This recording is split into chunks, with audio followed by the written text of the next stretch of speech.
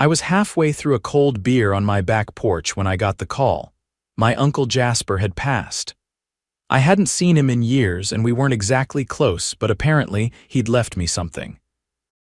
The lawyer's voice crackled through the phone. "Mr. Xavier Maddox, your uncle left you 500 acres of land just outside of Fairgrove." "Wait, 500 acres?" "Yes, sir, unencumbered, free and clear." I nearly dropped the bottle. I'd been living in a 2-bedroom rental for the past 5 years, trying to keep my mechanic business afloat. 500 acres sounded like winning the lottery. Until I drove out there 2 days later and realized something was way off. The GPS dropped me at a pristine metal gate with a fake stone wall and a big brass sign, Crescent Ridge Community HOA managed. Beyond that, rows of luxury homes, pristine sidewalks, and a community park with a duck pond. I blinked at the clipboard in my hand, then at the gate camera blinking red at me. "Can I help you?"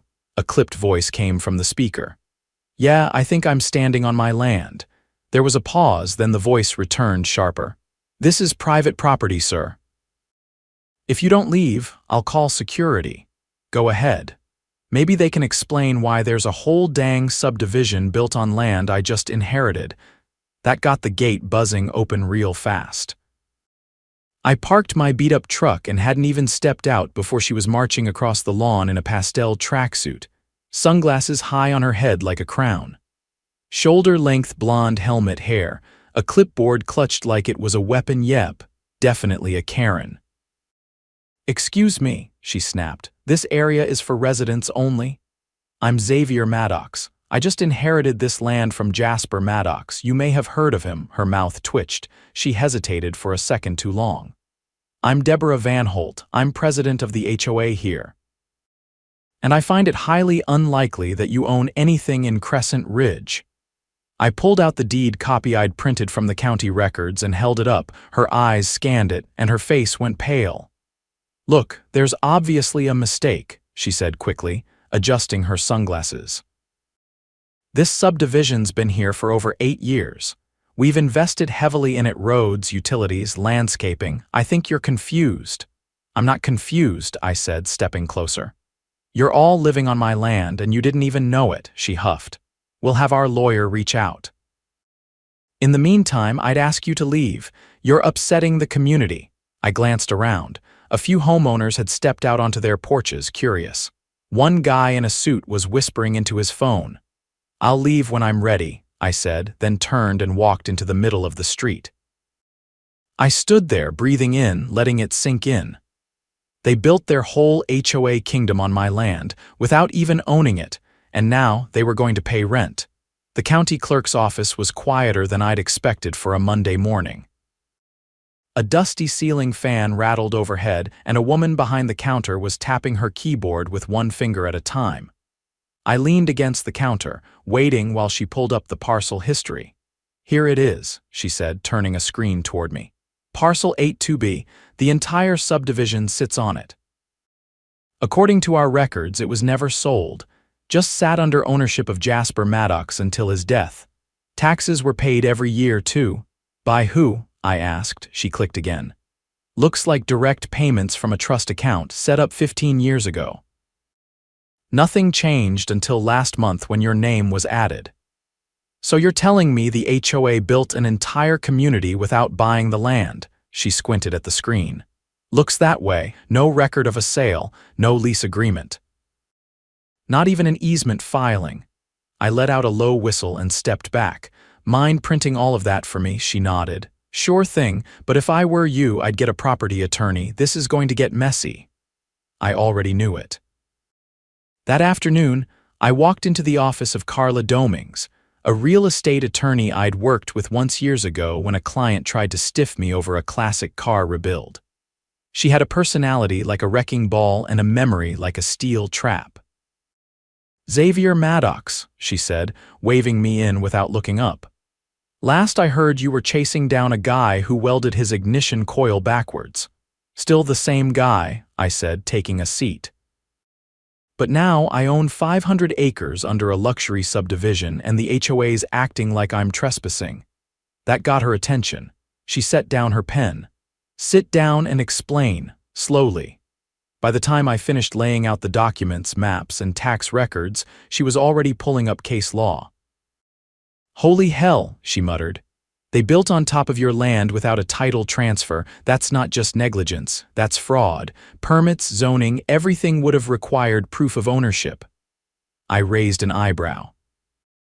So what does that mean for me? It means you've got them by the throat, she said. Unless they can produce a valid deed, they've got no legal claim, and based on these records, they've been collecting HOA dues from people living on stolen property. I leaned back in the chair, arms folded. So what happens next? She tapped her desk. First, we file a quiet title action that officially confirms you as the sole owner. Once that's done, you can either evict them or negotiate leases, but you're going to need to prepare for a fight. These people have lawyers and they're going to scramble to protect their investments. I don't want to displace families, but I'm not letting them get away with this either, Carla nodded. Good, because you're in the right, and if what you're saying is true. Someone inside the county permitting office must have helped them cover this up. That thought hadn't crossed my mind, but it made too much sense. You don't build a gated community without someone signing off. 2 days later, I returned to Crescent Ridge not through the front gate this time, but by walking the tree line behind the golf course. I wanted to get a feel for the land, see how many homes had been built and where the boundaries really were. What I found stopped me cold. At the southern edge, just past a row of pristine cul-de-sac homes, was a fenced-off lot with a generator shed, some security cameras, and a locked utility box. But the fence wasn't part of the original subdivision. It was newer, fresh concrete post bases, no weathering on the metal panels. And there was a sign, private property, HOA maintenance access only. I snapped photos, checked the plotted parcel map I'd gotten from Carla, and felt my stomach twist. That fenced lot was outside the subdivision's approved development zone, which meant they were storing infrastructure and possibly utilities on land they never even tried to hide from. The next morning, Carla filed the quiet title action. We submitted everything: deeds, tax receipts, aerial maps, and county parcel overlays. She also submitted a formal request for the HOA's building permits, utility approvals, and any zoning variances they'd been granted since the first home went up. By Friday, the HOA had their lawyer send me a cease and desist letter claiming I was harassing residents and trespassing. Carla read it once and laughed. They're bluffing. They're trying to scare you off before the county starts digging, and dig they did. A week later, a plainclothes investigator from the district attorney's office showed up at Carla's office. He introduced himself as Damon Cho and carried a stack of files. I've been assigned to look into possible permit fraud tied to Crescent Ridge, he said. Several documents submitted by the HOA reference a land purchase that never occurred. It's looking like someone forged a deed to get the initial building permits approved. Carla leaned forward. Do you have names? Not yet, he replied. But the forgery was notarized by someone who no longer works in the county clerk's office. And the notary stamp used was retired 5 years before the document's date. I sat quietly, processing that. It wasn't just negligence, it was a coordinated cover-up. Damon continued. We also found that the HOA applied for federal infrastructure grants using the forged deed as proof of ownership.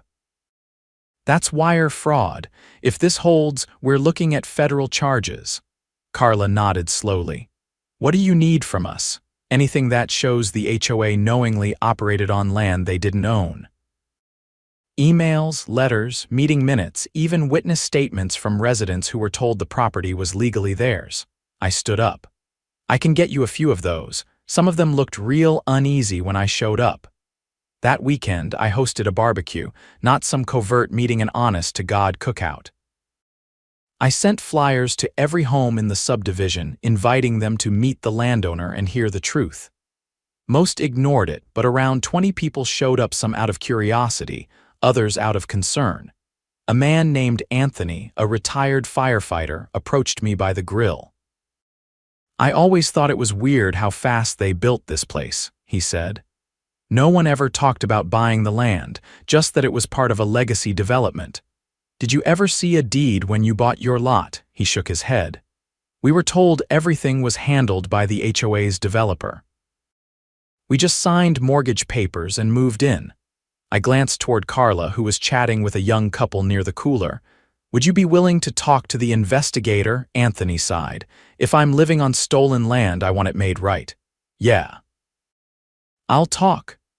By the end of the day, we had 6 willing witnesses and a growing stack of evidence.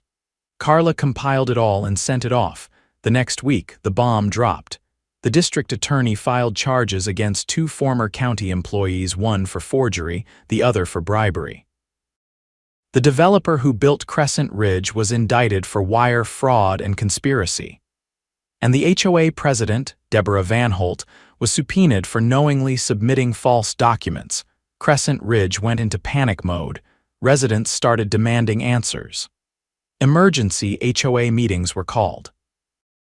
A few houses went up for sale overnight. But the best part, the court ruled in our favor on the quiet title action. I was now the legally recognized owner of the entire 500 acres, including every square foot beneath their driveways. Carla called me the next morning. "You've got options now. We can pursue back rent, negotiate new leases, or start eviction proceedings for the common areas and structures." I rubbed my chin, thinking, "Let's make them pay, not just money, accountability." She grinned. "Then we start with the clubhouse." That afternoon, we served a formal notice. The HOA clubhouse, pool, and tennis courts were on land not covered by the fraudulent permit. They had 30 days to either purchase a lease or vacate. The clubhouse was their pride and joy. Weekly wine tastings, holiday brunches, HOA elections, it was the crown jewel of their little empire. And now, it was mine. The eviction notice on the clubhouse set off a chain reaction I'd been expecting, but not quite at that speed. Within 48 hours, I was served with a countersuit Crescent Ridge HOA accusing me of unlawful interference with community assets, claiming the land beneath the clubhouse had been gifted in perpetuity to the residents. Carla laughed so hard when she read it, she nearly knocked over her coffee. "There's no record of any such gift," she said, flipping through the filing. "They're trying to invent a legal fiction to stall us, but here's the kicker: look at who filed this. Not their usual firm." I leaned over the table. It was a small practice out of town, the kind that specialized in damage control for failing developers and political fixers. The kind of lawyers you called when you couldn't afford the truth to come out. "They're panicking."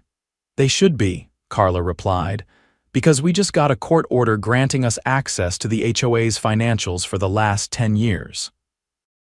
And if they've been collecting dues and spending them on land they never owned, that's misappropriation of funds, possibly embezzlement." I drove out to the property again, not through the back this time, but right through the main gate. No one tried to stop me. In fact, the gate was left open, unmanned. I passed a few residents walking dogs or pushing strollers. Most avoided eye contact. A few nodded quietly. When I pulled up to the clubhouse, the front doors were locked. But tucked behind a flower pot near the ramp was a spare key on a blue lanyard. I let myself in and was hit with the scent of lemon polish and chlorine. The place was spotless, too spotless. I started with the filing cabinets in the office. Everything was alphabetized, labeled, and color-coded. But the moment I opened the drawer marked vendor contracts, I knew something was wrong. The folders were pristine, but the documents inside. Dozens had the same signature, same date, all in the exact same handwriting. Carla had warned me to look for that. I took photos of every page, especially the ones with inflated landscaping charges, some claiming up to $15,000 a month for decorative mulch layering and seasonal fountain calibration. Then I moved to the locked cabinet behind the desk. It was cheap metal and the key from the flower pot worked just fine. Inside I found 3 manila folders, one marked Millstone Dev, another labeled Permit Adjustments, and a third simply titled DV. I opened that last one first, bank statements, personal, all belonged to Deborah Van Holt. I flipped through them, my pulse climbing. Transfers from the HOA's account into her own small at first, maybe 200 here, 500 there, but over time they ballooned. One deposit showed $22,000 labeled Special Assessment Overflow. She'd been skimming dues under the table and pocketing them. I took everything and drove straight to Carla's office. She scanned the bank records, her face hardening with each page. "She's cooked," she said. "These are unauthorized transfers. If we cross-reference these dates with HOA meeting minutes and budget approvals, we'll prove she siphoned community money into her own accounts." But that wasn't all. The Millstone Dev folder contained communications between Deborah and a man named Roger Klein, former project manager for the original Subdivision developer. Most of the emails were encrypted printouts, but some were clearly desperate talk of keeping things buried, ensuring the old permit files stay sealed, and one that simply read, "If the county audits us, we're finished." Carla's eyes narrowed. "We need to bring this to Damon." That afternoon, we met with Investigator Cho at the district attorney's satellite office. He took the folders carefully, one by one, flipping through with a practiced eye. "This confirms what we suspected," he said. She was embezzling, falsifying documents, and collaborating with the developer to cover up the fraudulent land deal. But here's what's new: those encrypted printouts. That might be evidence of racketeering. I blinked. "You mean RICO?" "Yes," he said. "If we can prove she used her position in the HOA to commit coordinated financial crimes with others, including the developer, then it falls under federal jurisdiction. Mail fraud, wire fraud, bank fraud, it builds the case." He stood up and left the room briefly. When he returned, there was a second man with him. Tall, square-jawed, and wearing a Department of Justice badge clipped to his belt. "This is Special Agent Marston," Cho said. "He's taking over the federal side." Marston nodded at me. "We'll need a full list of everyone who had financial access inside the HOA over the last decade. Also, anyone who signed off on those utility expansions." Carla handed him a flash drive. "Already sorted." The next day, federal subpoenas hit Crescent Ridge like a thunderclap. The HOA board was suspended pending investigation, the clubhouse was sealed, and residents were notified that all dues would be frozen until further notice. News vans started showing up at the gate. Reporters buzzed through the streets like flies on a carcass. I stayed out of sight that week. Let the storm settle. Carla handled most of the statements. She knew how to keep the message tight. The land was mine, and I was offering residents a fair path forward: rent the lots under their homes at modest rates or negotiate buyouts for long-term ownership. But only after the dust settled. The board's vice president, a man named Greg Penner, contacted Carla asking for a meeting. He claimed he'd had no idea about the forged permits or Deborah's schemes. Carla agreed, but only if I was present, and the meeting was recorded. We met at a neutral location, a law office downtown. Greg arrived looking like a man who hadn't slept in days. His collar was wrinkled, and his hands shook slightly as he poured himself a glass of water. "I just want to talk," he said, voice hoarse. "I joined the board 3 years ago. I had no idea the land wasn't legally acquired." "Deborah handled all the early paperwork, I swear." Carla leaned forward. "Then why did you approve a motion to increase HOA dues last year to cover legacy land taxes?" Greg flinched. "She said we owed back payments to the county. I didn't check. I should have." I watched him carefully. "You're telling us you signed off on fake tax payments without verifying anything?" He looked at the table. "Yes." Carla clicked her pen once. "You're likely facing state-level charges. But if you're willing to testify and we can prove you weren't part of the original fraud, you might get immunity." He nodded slowly. "I'll cooperate." 2 weeks later, Deborah Van Holt was arrested outside her gym, cuffed in broad daylight, wearing designer sunglasses and a tennis skirt. Residents stood on their porches and filmed it. Some cheered. Others just watched in stunned silence. Charged with embezzlement, fraud, conspiracy, and racketeering, she was denied bail. The developer, Roger Klein, fled the state but was picked up in Nevada trying to board a private plane. Federal charges followed swiftly. Meanwhile, the residents of Crescent Ridge began to shift. A few moved out, but most stayed. They came to the town hall meetings Carla and I hosted, where we laid out new lease options and offered transparency they'd never known under the HOA. At one meeting, a woman named Denise, an elementary school teacher, stood up. "I paid into this community for 6 years," she said. "I didn't know any of this, but now that we do, I think we should start fresh. No HOA, just a neighborhood." The room murmured in agreement. Carla stepped to the mic. "Under state law, if 75% of homeowners vote to dissolve the HOA, it can be done.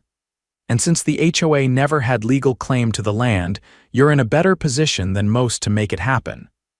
By the end of the month, they had the votes. Crescent Ridge HOA was dissolved.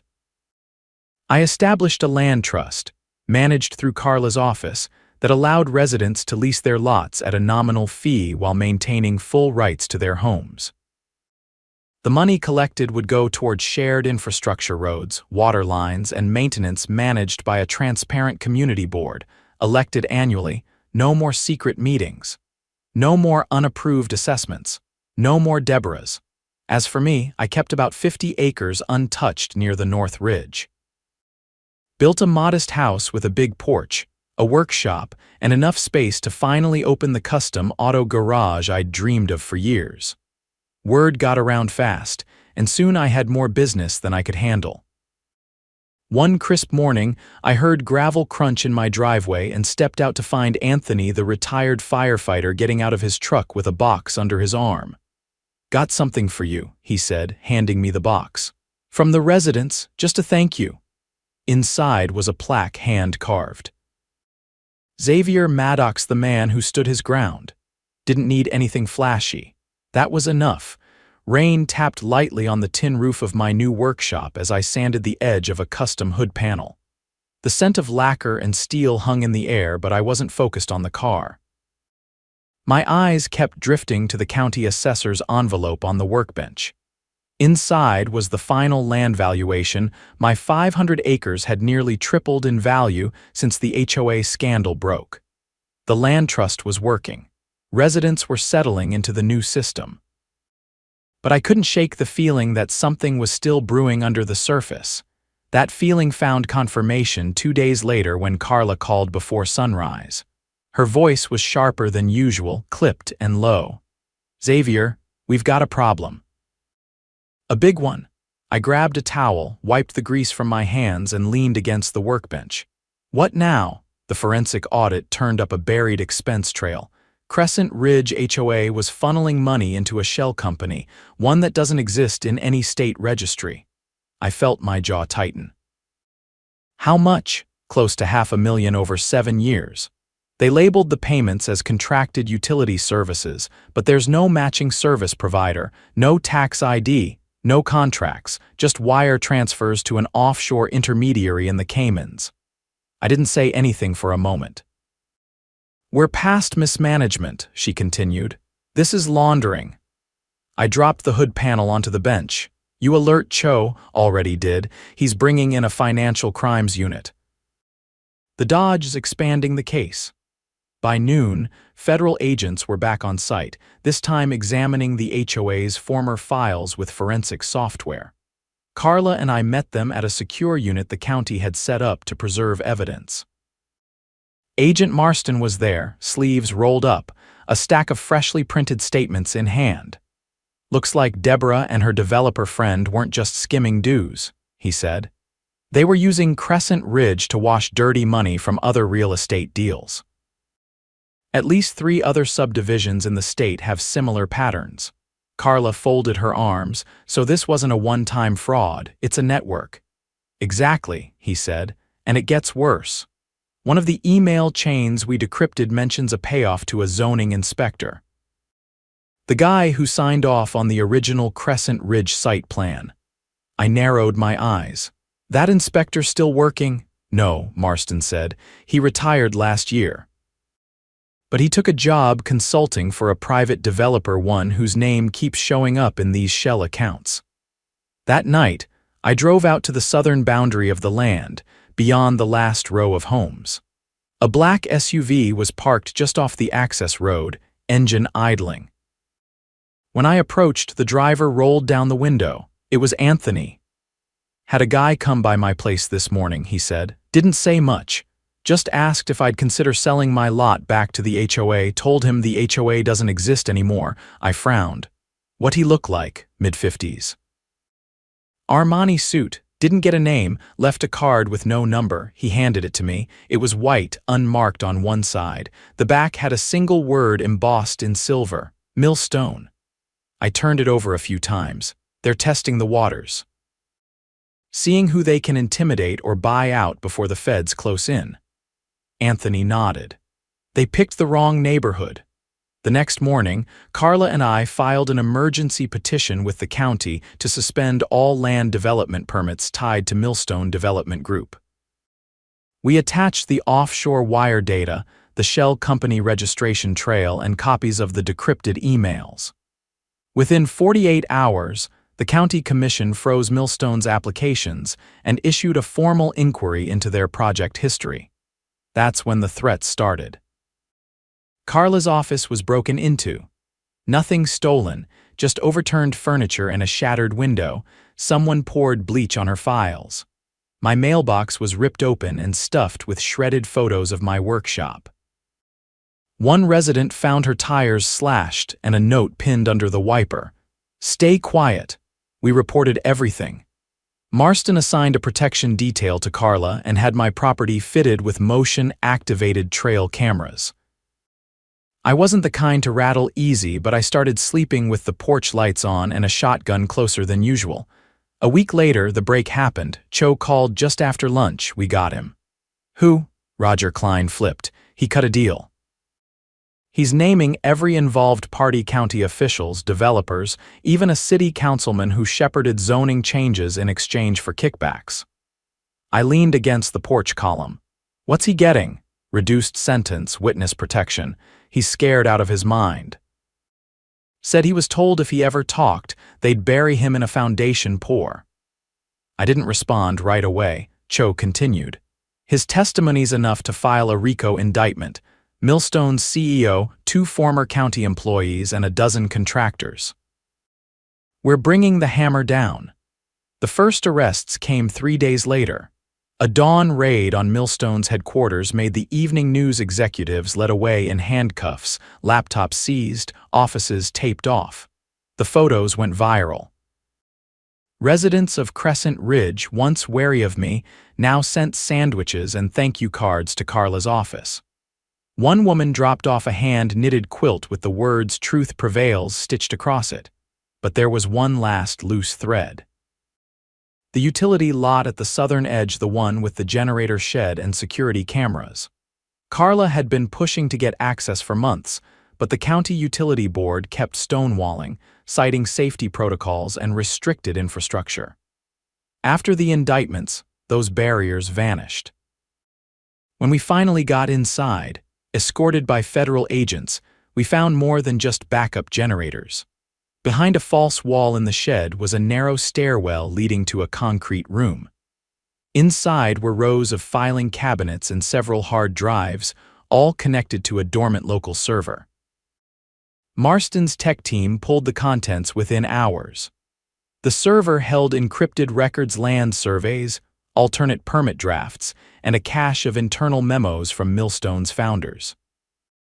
The documents detailed how they had intentionally built Crescent Ridge on my uncle's land because it wasn't under active development. They expected Jasper to pass away without heirs and planned to claim adverse possession within 10 years, but they never counted on me. The final memo was dated just 2 months before Deborah's arrest. It read, "If the Maddox heir won't sell, pressure him. If he resists, bury him in litigation until he folds." We've done it before. That was their blueprint: build fast, forge documents, and silence opposition through legal attrition or intimidation. They didn't just steal land. They built an empire on threats, lies, and backroom deals. The Dodge's RICO case expanded to include 5 additional subdivisions and a total of 39 defendants. The trials would take years, but the core of the operation had been dismantled. Back in Crescent Ridge, things had changed. The old HOA board was gone. The clubhouse had been renovated into a true community center open to all. No dues required. Residents volunteered to clean the park, maintain the trails, and manage the shared infrastructure fund through a rotating committee. No more secret fees. No more fines for mailbox paint. Just neighbors looking out for each other. At the first spring festival held on the old golf course, I walked the grounds with Carla, watching kids dart between food trucks and balloon artists. One of the teens had set up a makeshift stage where a local band played classic rock. "You ever think it'd end like this?" Carla asked, sipping lemonade. "Not once," I said. "I expected lawsuits and headaches. I didn't expect community." She glanced around. "You gave them back more than land. You gave them a way forward." I shook my head. "They built it themselves." "I just gave them the space." Later that night, I stood at the edge of the ridge, overlooking the houses below. Porch lights twinkled, laughter drifted up on the wind, and for the first time since I inherited this place, the land felt settled, quiet, right. They tried to steal it, bury it in lies, and build their empire on its back. Now, they were paying rent and a whole lot more.